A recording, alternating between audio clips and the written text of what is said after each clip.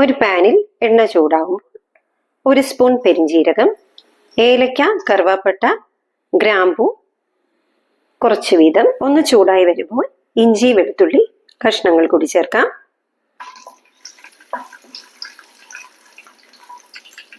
Tomato പീസാക്കിയത്, കുറച്ച് cashew nut എന്നിവ ചേർത്ത് നന്നായി വഴറ്റിയെടുക്കാം.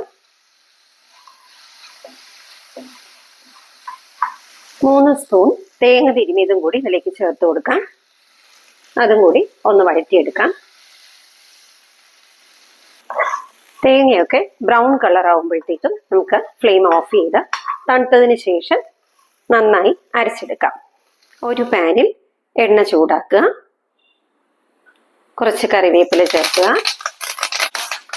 ഒരു വലിയ സവാള ചെറുതായി അരിഞ്ഞത് ചേർക്കാം. ഇതൊന്ന് നന്നായി വഴറ്റിയെടുക്കാം. ആവശ്യത്തിന് ഉപ്പും കൂടി ചേർത്ത് കൊടുത്ത് വഴറ്റാം. സവാള ഒന്ന് വഴണ്ടു കഴിഞ്ഞാൽ 1/2 സ്പൂൺ മഞ്ഞൾപ്പൊടി, 2 സ്പൂൺ കാശ്മീരി മുളക് പൊടി, 1 സ്പൂൺ മല്ലിപ്പൊടി, 3/4 സ്പൂൺ കുരുമുളക് പൊടി ഇവ ചേർത്ത് നന്നായി ഒന്ന് വഴറ്റിയെടുക്കുക. പൊടിയുടെ പച്ചമണം മാറുന്നത് വരെ നന്നായി ഒന്ന് വഴറ്റിയെടുക്കുക. പൊടികളുടെ പച്ചമണമൊക്കെ മാറി നല്ലൊരു മണം വരുന്നുണ്ട്. ഈ സമയം നമ്മൾ വൃത്തിയാക്കി വെച്ച ചിക്കൻ പീസസ് ഇതിലേക്ക് ചേർത്ത് കൊടുക്കാം.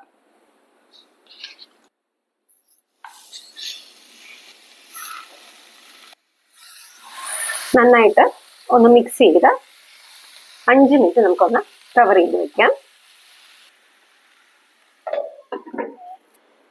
ഒരു 10 മിനിറ്റ് കഴിഞ്ഞിട്ടുണ്ട്. ചെറുതായിട്ട് വെള്ളമൊക്കെ വന്നു തുടങ്ങിയിട്ടുണ്ട്. ഈ സമയം നമുക്ക് ചിക്കൻ വേവാനുള്ള 1 കപ്പ് വെള്ളവും കൂടി ചേർത്ത് കൊടുക്കാം. ചെറിയ ചൂടുവെള്ളം ചേർത്ത് കൊടുക്കണം.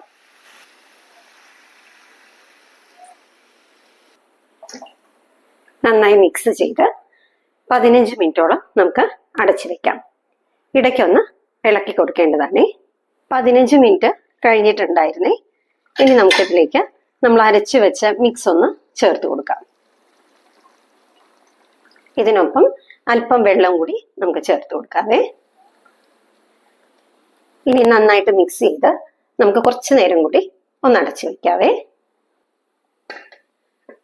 ഇപ്പൊ ഒരു 10 മിനിറ്റ് കൂടി കഴിഞ്ഞിട്ടുണ്ട്. ചിക്കനിൽ നിന്ന് എണ്ണയൊക്കെ തെളിഞ്ഞു വന്നിട്ടുണ്ട്. അങ്ങനെ നല്ല തിക്ക് ഗ്രേവി ആയിട്ടുള്ള ചിക്കൻ റെഡി ആയിട്ടുണ്ട്. എല്ലാവരും ഒന്ന് ട്രൈ ചെയ്ത് നോക്കണേ.